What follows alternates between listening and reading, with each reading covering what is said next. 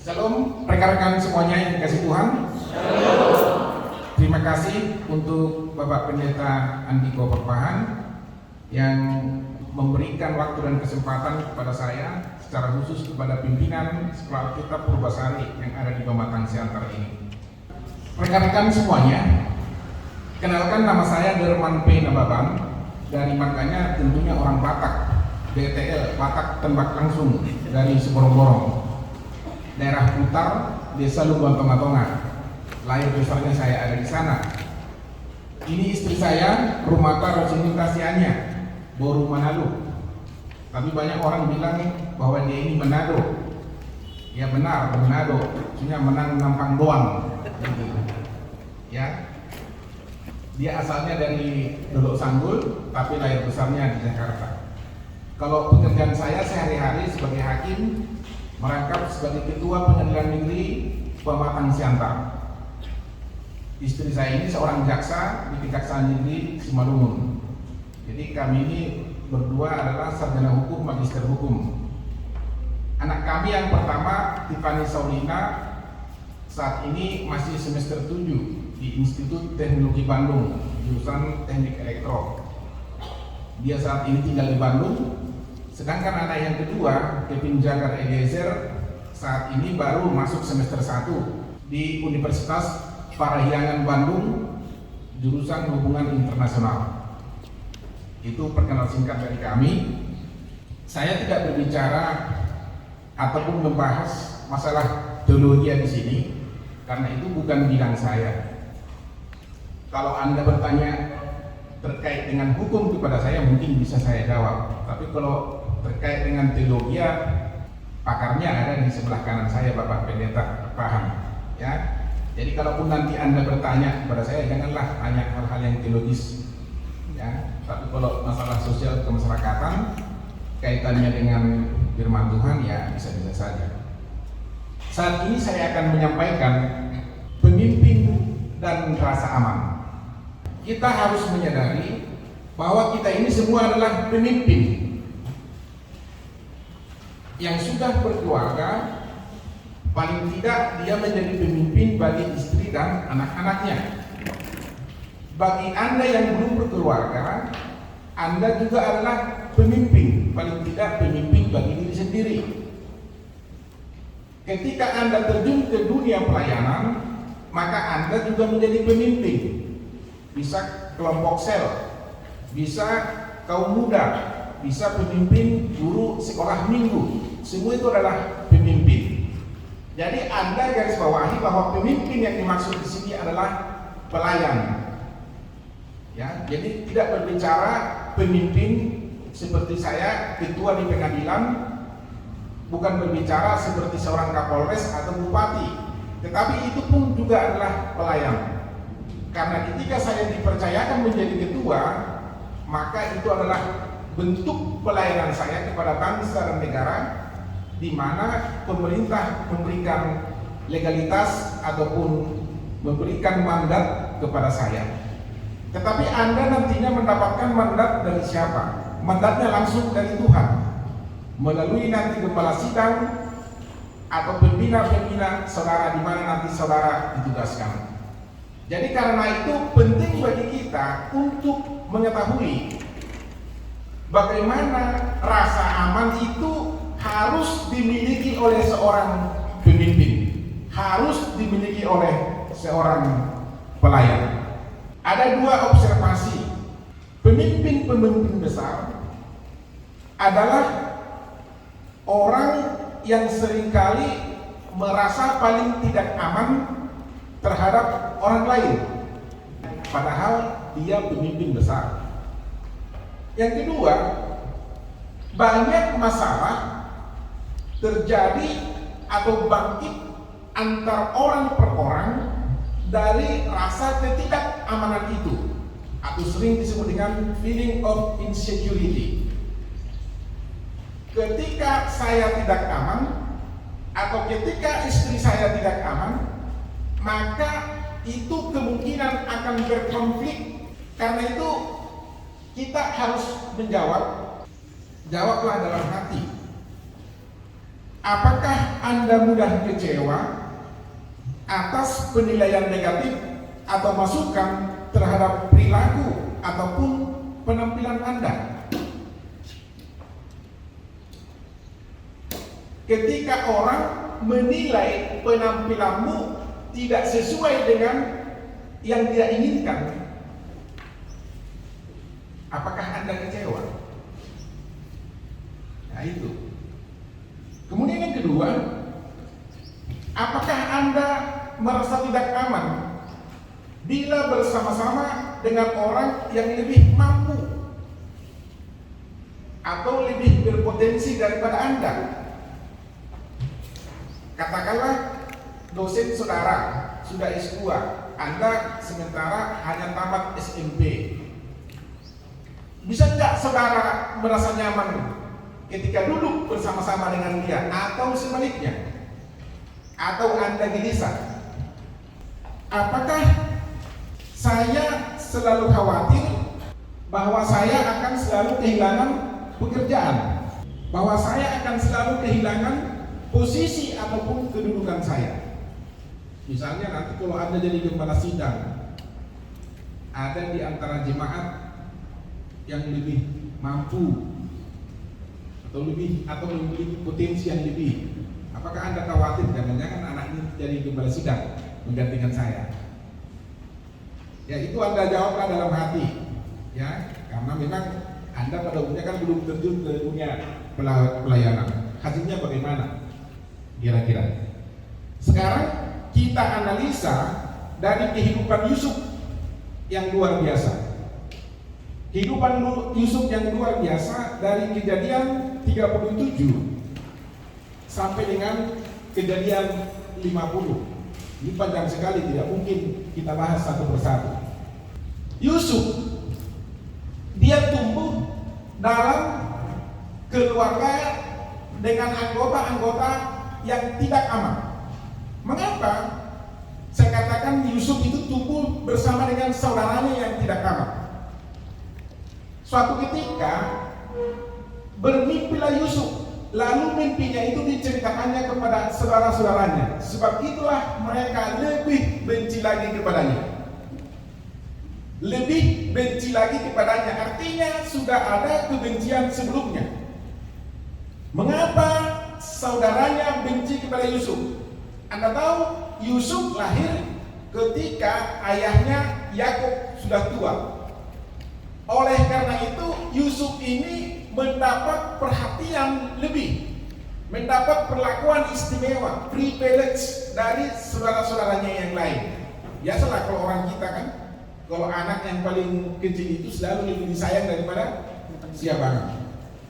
Kemudian yang kedua, Yusuf ini tinggal di rumah, sementara abang-abangnya semuanya menggembalakan ternak domba. Abangnya semua kerja, tidurnya bersama dengan domba-domba di padang rumput, sementara dia enak-enak di rumah. Kemudian kebenaran yang ketiga, Yusuf ini diberikan jubah yang maha indah oleh orang tuanya. Dari ketiga hak istimewa, perlakuan lebih itu, maka saudaranya benci kepada Yusuf. Ditambah lagi dengan mimpi ini, dia bermimpi, mimpi itu bahkan sampai 2 kali diceritakan kepada abang-abangnya, termasuk kepada ayahnya.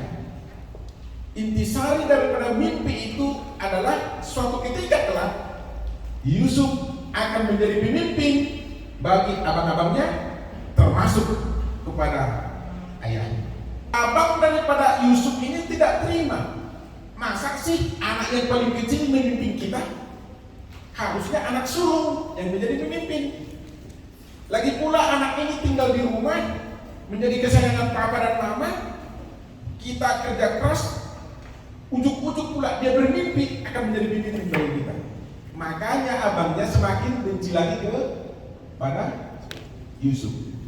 Oleh karena itu Tuhan membawa Yusuf melalui perjalanan hidup belajar tentang rasa aman. Prosesnya bagaimana? Ketika abang-abangnya mendengarkan mimpi Yusuf, mereka diliputi oleh kebencian. Suatu ketika Yakub berkata kepada Yusuf, "Yusuf, lihat abangmu di padang rumput.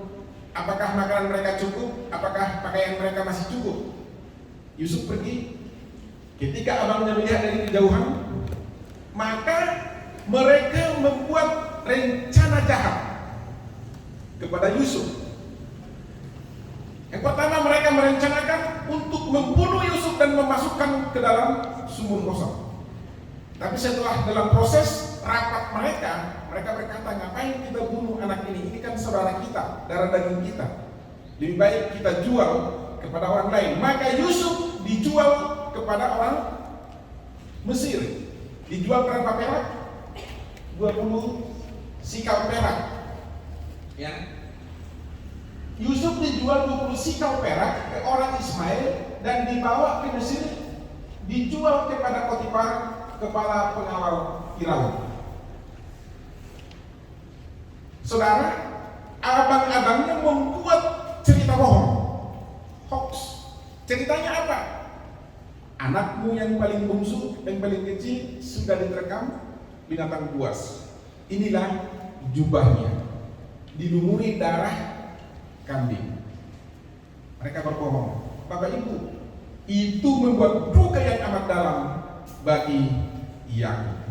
Dia meratapi kepergian Yusuf, padahal Yusuf telah dijual kepada orang Ismail, ya, dan terakhir kepada pengawal Firaun.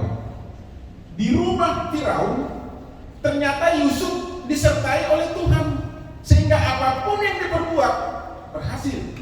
Maka segala sesuatunya dipercayakan kepada Yusuf. Seisi rumahnya dipercayakan kepadanya, menjadi orang kepercayaan.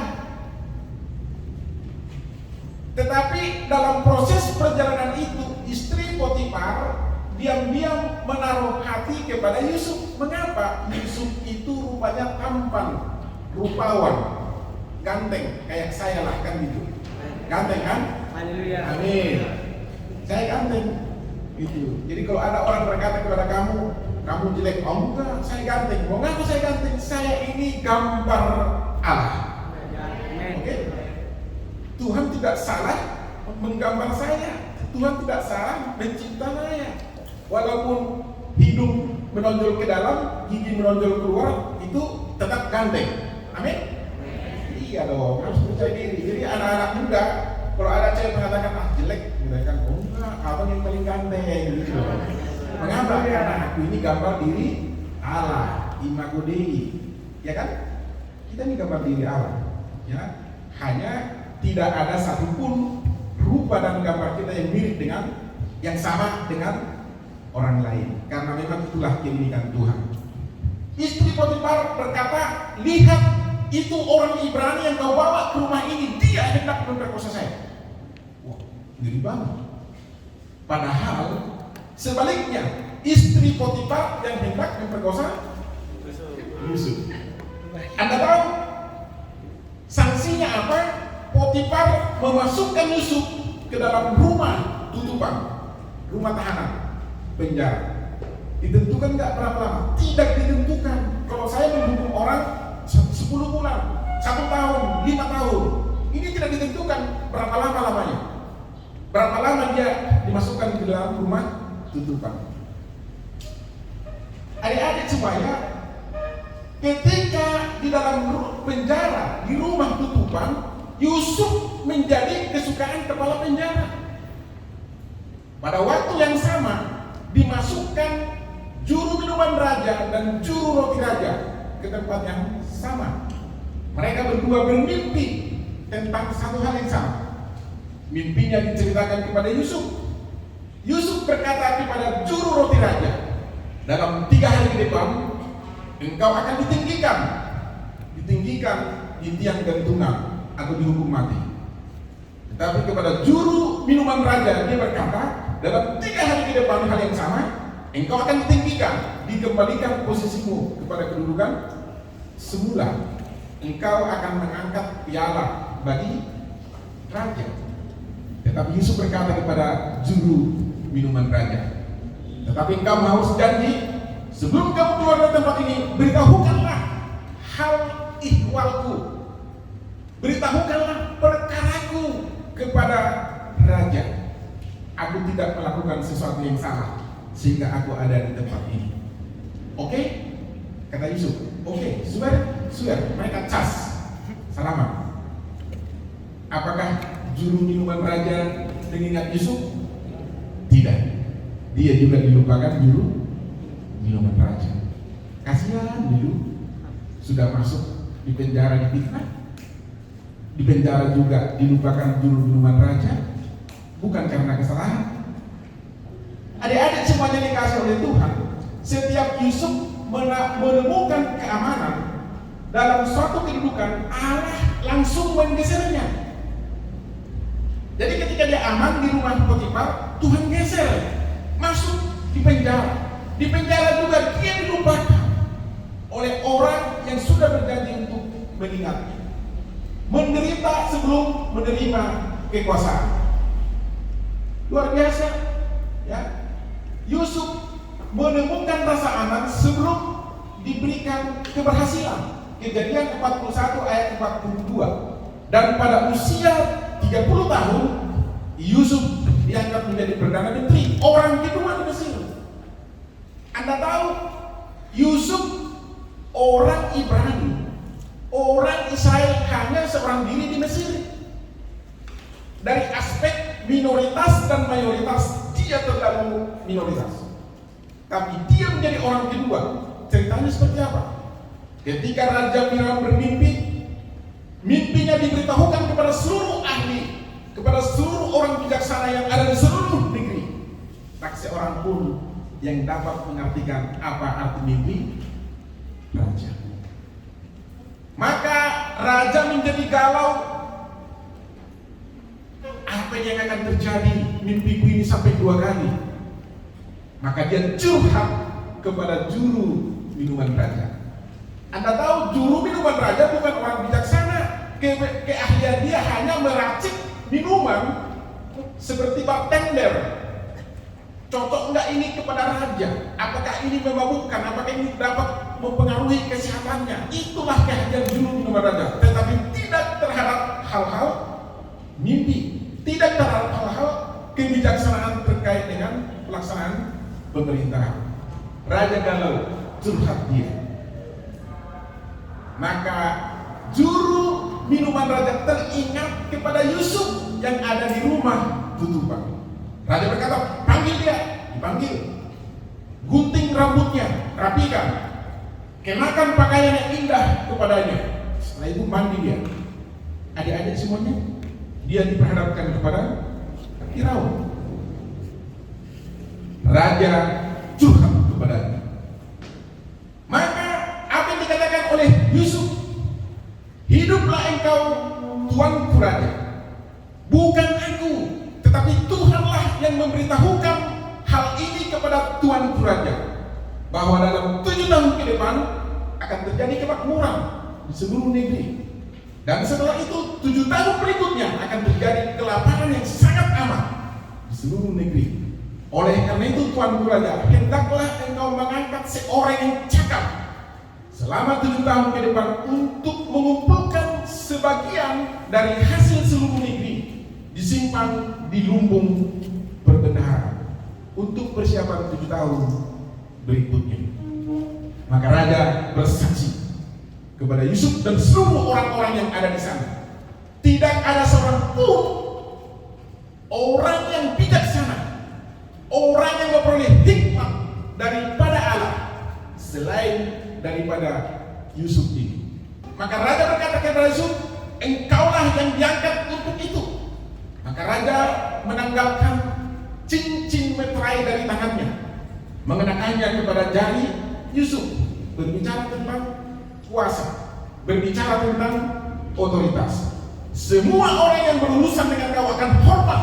Ketika kau lewat, maka semua orang akan menunduk kepadamu. Otoritasnya luar biasa, adik-adik. Ayat kunci mengapa Yusuf memiliki rasa aman di dalam Kejadian 50 ayat 19 sampai 20.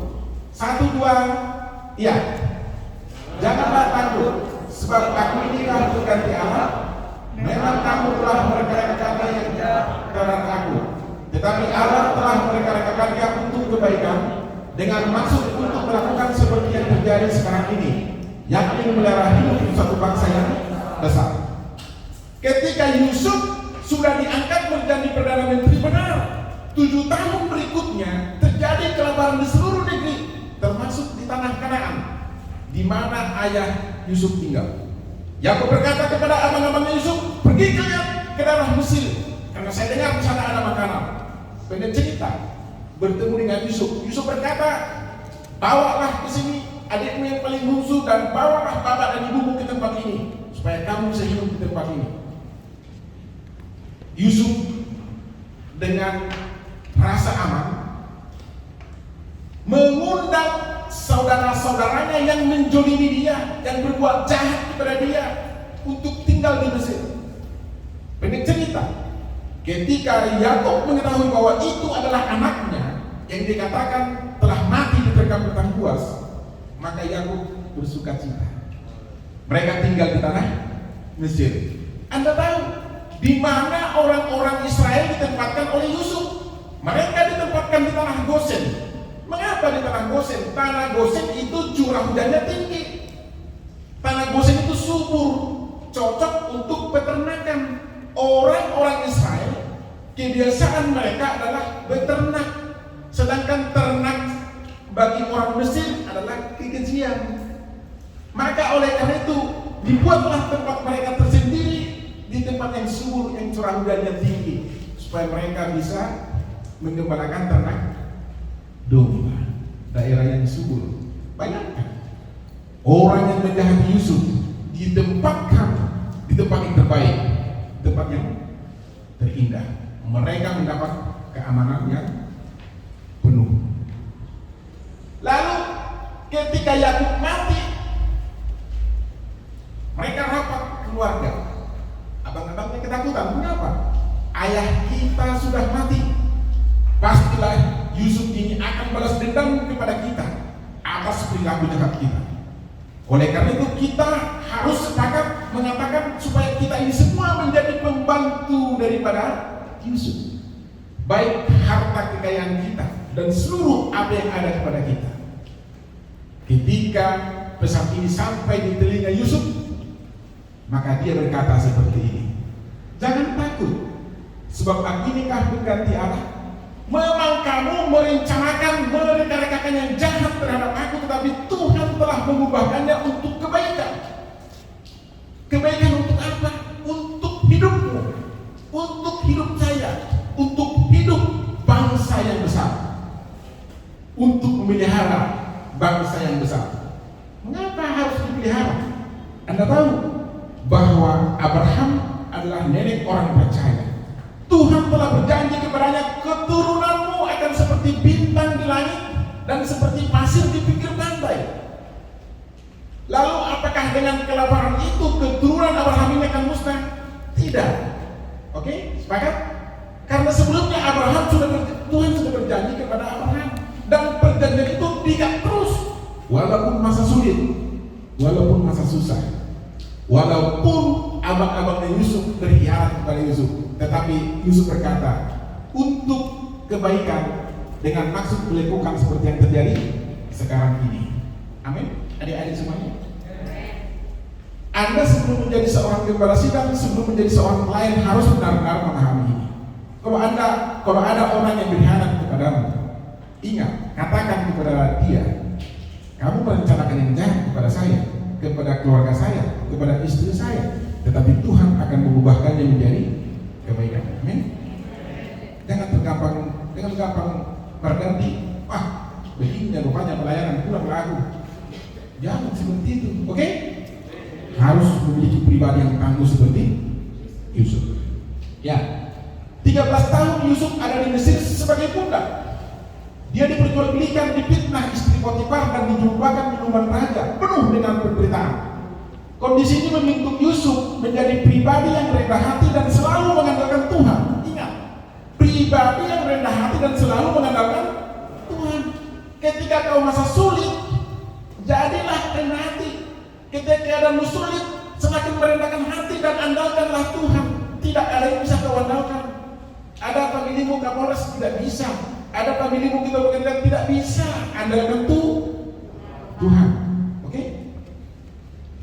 Dan Yusuf mengakui kemampuannya membaca peristiwa di masa depan bukan dari dalam dirinya, tetapi dari Tuhan. Jadi kalau kau memiliki hikmah, karunia tertentu itu bukan dari dirimu, tapi dari Tuhan. Jangan sombong dengan kemampuan pribadi kita. Oke? Kalau saya cakap, saya tidak sombong karena itu bersumber dari Tuhan. Kalau saya ganteng seperti ini, saya tidak sombong karena itu dari Tuhan. Itu. Karena makanya istri saya cinta benar sama saya. Harus seperti itu orang muda, jangan loyo. Roa mau kata cewek itu. Aku katanya jelek kayu, gak mau laku jumpai dia. Jangan. Kalau semakin dibilang kamu roa, ini gambar diri Allah, akan kudapatkan kamu. Suatu saat kamu akan menyerah. Jangan baru di kurbit sawat pinggol udah langsung berenang di baru dulu. Nggak boleh, harus tangguh. Ya. Jika sebelumnya ia ditahan di penjara, ini dia menjadi Perdana Menteri. Yusuf memiliki cincin Firaun sebagai tanda kuasa yang dia miliki. Pada masa muda ia diseret pakai kereta, ya, diseret pakai kereta sebagai budak. Pada usia 30 tahun dia naik kereta sebagai pahlawan terhormat. Coba Anda lihat, kalau presiden lewat, wakil presiden lewat, waduh, itu masyarakat menilai dia. Kira-kira demikianlah Yusuf ini. Dia lewat, Perdana Menteri lewat, semua hormat. Semua bikin pengeludukan dia. Itulah luar biasa. Ya. Adik-adik semuanya yang dikasih oleh Tuhan. Saya mau bersaksi tentang kehidupan saya. Masih yang depan mungkin bisa jelas. Ya. Ini foto saya ini. Ya. Waktu SMP, ya kan? Ini SMP waktu itu tahun 1987. Ini ketiaknya sudah koyak, kaos kakinya tinggi sebelah, sepatunya juga seperti mulut buaya, koyak. Dan tasnya ini warna merah sendiri. Masa tas laki-laki warna merah? Dan talinya pun itu sudah dijahit-jahit. Anda tahu di belakang itu sudah kayak kacamata celananya. Mengapa? Karena saya ke sekolah naik sepeda. Badan saya kan pendek. Di antara kami kan saya paling pendek ini. Badan saya pendek, jadi untuk bisa mengayuh sepeda itu, maka pantat ini harus bergerak ke kiri dan ke kanan. Maka celana kita di belakang menjadi aus, alias matombok. Tahu matombok? Maka untuk menutupi lubangnya itu harus ditambal sulam, alias didungkap-dungkapi. Dijahit dengan apa? Dengan manual, pakai jarum jahit, jarum tangan oleh nama saya. Karena waktu itu mesin jahit belum ada, sudah ada tetapi belum, masih susah dibuka. Inilah dia waktu SMP. Jadi kalau Anda berkata, Pak Narwan, hidup saya susah, saya lebih susah dari Anda. Ya, mungkin Anda tidak seperti ini waktu SMP, udah lebih modern sedikit. Kemudian inilah rumah kami itu rumah panggung. Jadi di bawah itu dipelihara ternak beluga, ternak kerbau. Maka kalau malam hari terkadang rumah itu seperti digoyang gempa. Mengapa digoyang gempa? Rupanya kerbau itu menggosok-gosokkan badannya ke tiang itu karena banyak lalat, nyamuk. Jadi goyang-goyang lalu itu prek. Nah itulah rumah kami ini. Nah, ini pada waktu kelas 2 SMA. Kemudian ini tamat SMA.